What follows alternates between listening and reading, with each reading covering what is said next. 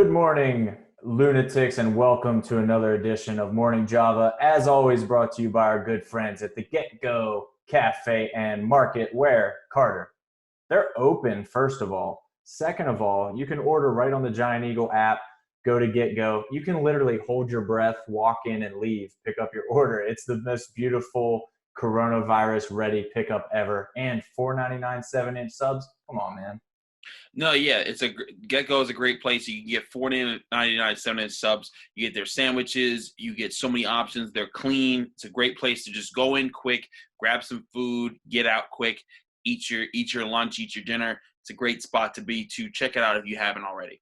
Absolutely. They deliver all the time with the goods. You know what else delivered tonight was the NFL draft, Carter. I got to say, first off, 32nd overall, the Chiefs take Clyde Edwards-Helaire. Nobody saw that coming. The draft as a whole, for me, just felt like an enjoyable watch. We just did a live stream on Facebook for the entirety of the first round. It was about 4 hours, over 4 hours of live streaming. It kind of flew by, man, this whole virtual, for all the talk about, oh, how smooth will it be? How will it go? There were zero hiccups, and it was actually pretty cool. Yeah, the NFL, and this is what I've been saying for a while.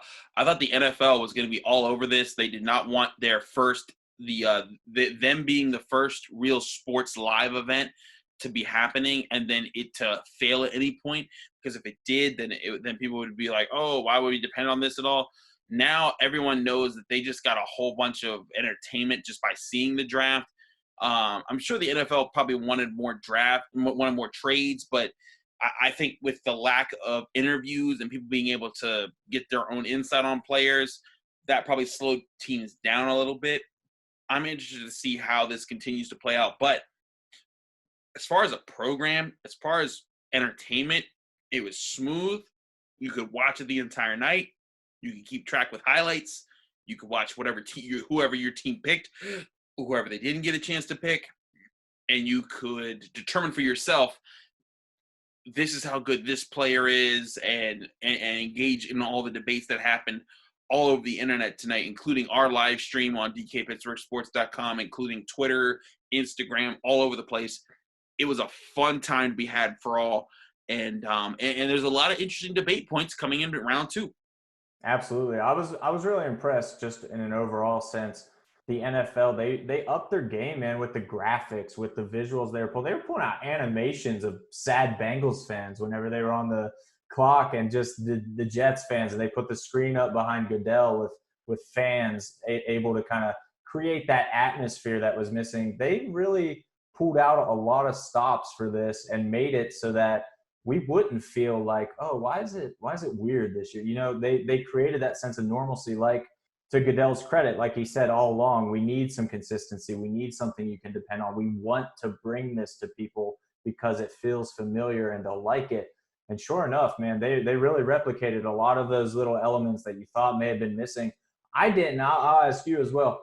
I didn't at any point catch myself thinking, wow, this is weird or different. It just kind of felt like an NFL draft. Absolutely. It felt like the NFL draft. Everyone was moving step by step. Everyone was taking each pick seriously.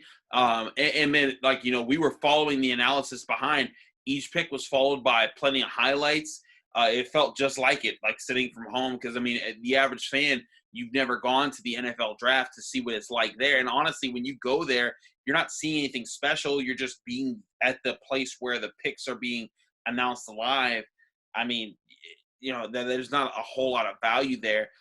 To me, the best thing about this was that it was an event that we all knew shouldn't be slowed down by this COVID-19 situation. Every team should be able to make their picks, and this first round went seamlessly as a good live trial run, and seeing how it worked out. This was great. I think this should encourage other leagues like the NHL, like Major League Baseball, everyone else that has drafts coming up. The NBA should have their would have their lottery soon. This should encourage every one of those type of leagues to say, like, hey, you know what? We can still hold these type of programs as long as we're not encouraging people to be in the same exact space and break social distancing guidelines. You nailed it, man. The NFL hammered out a lot of logistics to kind of pave the groundwork for that, because there's a lot of technology that goes into this, man. You think about all, like we just were talking about, the graphics, all the various cameras looking, live streaming into everybody's house. There were a lot of logistics that went into this, and it worked seamlessly. So I'm sure the NFL can share what worked for them, maybe what they would change next time, and this and that, to help these other leagues. They really did kind of set a precedent here to say, hey, we can do it. They boldly put it out there. They boldly said, look, we're still having the draft. We're not changing our date. We're going to make this happen. They said that, and then they made it happen. So good on you, NFL. All right, Carter. So overall, the draft went well. The Steelers obviously didn't have a first-round pick this year, but all their division rivals in the AFC North did, starting with, of course, the Bengals at number 1 overall, with the least surprising pick of the night in Joe Burrow. But what I kind of want to focus on here when talking about the AFC North picks is what came after Burrow, because everybody saw Burrow coming. Everybody knew the Bengals needed a quarterback. We've beat that to death. What did the Browns and the Ravens do, and how do you think that might change the complexion of the division, if at all? I mean, here's the thing. I predicted that the Browns taking an offensive tackle with the 10th overall pick, the very pick that the Steelers had last year when they traded up to get Devin Bush. I just didn't think that they would get Jedrick Wells. And Wells is that guy is a supreme talent at the offensive tackle position. When you think about Alabama, a lot of people are like, "Oh, well, Alabama's so talented, and you don't want players from there unless they're linemen." Well, guess what? Wells is one of those linemen. He's one of those guys that wins in the trenches. And to me, when I watched guys on tape and I saw who dominated whom across the line of scrimmage, Wells was my number one pure. If I'm picking a guy to win a trench war, he was my guy off the top of the battle. And he ended up going all the way in the 10th pick. I originally had him going 4th overall. That ended up being Andrew Thomas, the offensive tackle from Georgia. So kudos to the Browns for doing that. They now have Ryan Conklin and Wells. So you have an interesting pick who's a good run blocker, but not a good pass protector for from the Titans to be your guy. And now you have Wells to be your other guy. It's going to be interesting to see how the Browns play out this season. But for the Ravens, you looked at their situation. You knew that they needed a linebacker. They went and got Patrick Queen. I thought they would get Kenneth Murray because I thought Patrick Queen would be off the board by then. But this is exactly what the Steelers fans shouldn't have wanted from the Ravens, right? Because linebacker and stuffing the run was a problem last year for them. Now with Patrick Queen, that becomes less of a problem, and he helps against the pass. I think that was a very good pick by them. The Bengals getting Burrow puts them in a situation that they knew they wanted to be. Now the question is, they are once again on the clock right now as we're talking, because they get a chance to pick tonight for the first pick of the second round at 33rd overall, and they can go a lot of directions. I originally had them selecting Cesar Ruiz, but he's already off the board. So now the question is, do they try to bolster their offensive line? You look at people like Lucas Niang out of USC. He's an offensive tackle that survived. You got Ezra Cleveland, another offensive tackle. He survived. But could they bolster the defense? Could they try to address their secondary a little bit? A lot of questions remaining here. But the AFC North, an exciting night for sure, as 3 picks came in that could be changing the landscape. I think we heard for so long how deep this draft was with talent, and particularly at running back, receiver, these skill positions. And it absolutely played out that way. Like you just said, you look at what's left for the Bengals, man, they can absolutely make a big splash here and just double up with Burrow. Give him a shiny new toy. Give him a good weapon. They're out there still. Or, like you said, do they just go defense, man? None of those safeties got picked. Not one of them. Grant Delpit's still out there. Xavier McKinney's still out there. Antoine Winfield Jr. is still out there. These guys are still available. So the way the first round played out for the Bengals, even though the Burrow pick was to be expected and that didn't catch anybody off guard, they can go any number of ways right now at number 33 overall. And regardless of which way they choose, there is an impact player available for them. So that's really interesting for the Bengals. With the Browns, I think, and it was funny on the Facebook Live, it kind of everybody was holding their breath. How will the Browns mess this up? And then they just didn't. They made the smart choice. They got their guy who, like you said, slip to them a little bit, you got to take him when he's there. And that's a great pick for the Browns in my eyes.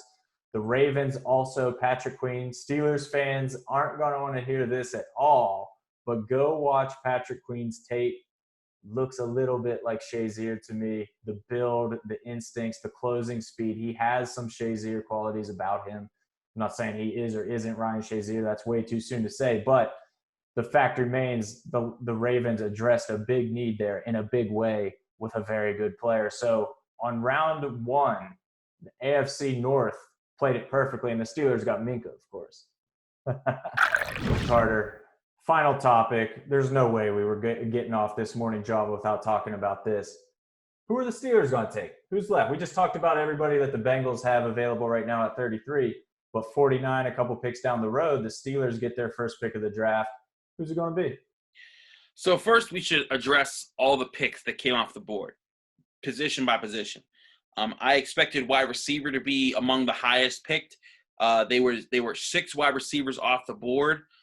There were 7 cornerbacks, 6 offensive tackles, 1 interior offensive lineman, 5 linebackers, 4 quarterbacks, 2 defensive tackles, 1 running back, and 2 edge rushers. Because I believe Clayvon Chasen goes with Chase Young. But I look at this situation and I'm intrigued because you still got players like Denzel Mims that are still on the board. You still got Michael Pittman on the board, but I look at the teams that are coming up. You still got Indianapolis, and they didn't get their quarterback, so I have to assume they're going to try and address wide receiver with one of the 2 picks that they have before the Steelers. You still got the New York Giants, who need a wide receiver to play with Daniel Jones. You still got the Detroit Lions, who could get one for Matthew Stafford. So there's a lot of players, a lot of teams out there. And with the Miami Dolphins, they're in a position, they had 39, they've traded this, they traded their last pick, I believe. But they could still get a wide receiver, but they could also get a safety.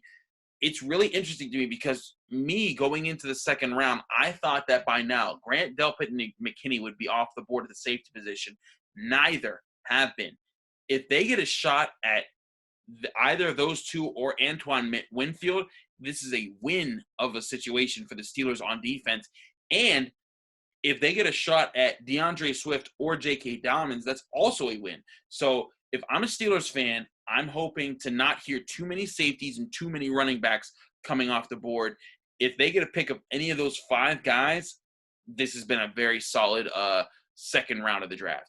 Absolutely. And I'll just add to that. I already predicted when we did our little wrap up that they would go with Michael Pittman. If he's still there, I still feel pretty confident that would be their pick. They'd go with that receiver. But as Carter just alluded to, he might not be there. Receivers have been flying off the board like crazy. If that continues into the second round, not a very good chance that Pittman makes it to them, which leaves them with a really interesting position. And it's funny to even suggest that they would take a safety or anybody on defense at all when you look at how good that defense was last year. No gaping holes on defense. But to Carter's point, you've got first-round talent, legit first-round talent falling to you at 49. You don't pass up on it. And I keep coming back to David DeCastro is just the one that sticks out in my mind. They didn't need a right guard. They didn't need a guard at all at that time. But when somebody like that falls to you, you take the gift. It falls right in your hands. You just accept that baby and say, thank you very much. We will make this work. And make no mistake about it, the Steelers could make 3 safeties work. There's always the option of letting Edmonds play in the box more where he might be more comfortable, allowing this new draft pick to kind of cover a little deeper where Edmonds has struggled. Maybe that unlocks Edmonds' full potential, all that first-round potential that they saw in him. I mean, it's a very good problem to have is what I'm saying. Absolutely, and that's why I look at this pick interestingly, because if you get a defensive player that allows Edmonds to play closer in the box, and you have a guy that plays further back and is more comfortable there than Edmonds is, then you have your box safety, you have your sub-package linebacker. Then you also allow Minkah Fitzpatrick to drop down inside that area and cover underneath, while you still have someone behind you that you could depend on. There's a lot of good options at safety, and the fact that there's none picked before the Steelers, their round even starts, is a very good sign for anyone who wants to for the Steelers to bolster their coverage. I'm interested to see who attacks the safety position first if it starts a run. Mhm. I still think that there's going to be a run at wide receiver in the last in these next 17 picks. It's going to be interesting, but I still have the Steelers. Yeah, I had my mock draft for Locked On Steelers podcast. I had them selecting J.K. Dobbins, and he's still on the board. They still got DeAndre Swift to protect him from one other pick. I'm interested to see how that plays out. It's crazy that he's still there, man. And that's kind of the whole thing in this is if the running backs continue to slide, Edwards-Helaire going that early surprised me for sure. Yeah. So if there's just a little bit more of a slide and either Swift or Dobbins is there at 49, I don't think the Steelers need a running back. I've written about this. I've talked about this. I don't like that pick. But if one of those two guys is there, you got to do it. You just got to do it. Best player available. I think it makes the most sense. And again, I think they need a guy that's dynamic in the backfield that balances their offense, and then it takes the pressure off of their receivers having to make plays. It takes the pressure off of Big Ben. And then when they get in the red zone, can they depend on a guy to just win in tough situations?